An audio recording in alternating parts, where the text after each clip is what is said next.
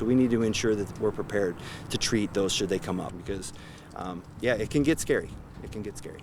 Jarrett Rhodes is the head athletic trainer at East Ridge High School and tells me whenever a football season is approaching, that's when training for coaches begins. We do a preseason training with their EMTs and our football staff, and we practice those scenarios. We do situations and scenarios that we may see during a football game. Those scenarios putting the coaches into action to be able to remove equipment from an injured athlete or access their airways during an emergency. Rhodes says since he started back in 2003, the topic of a head injury has evolved and is something he reminds players is a possibility. Concussions, head injuries, those types of injuries more than times than not are very difficult because they're mostly things we can't see or feel, right?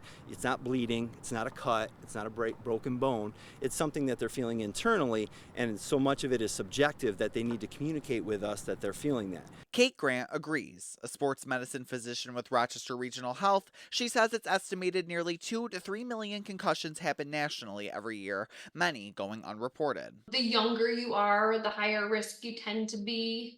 Um, and as far as how long you may have symptoms for, it's not a risk for concussion, but your recovery can certainly be affected. Her main message, advising parents to make sure their athletes are in good physical shape before the start of the season to reduce the risk of injury, as well as listening to one's body. I think preseason sometimes is a little bit rough for kids, especially if they have not been doing anything all summer, and then kind of sets them up in this perfect storm of potentially having more injury and especially head injury.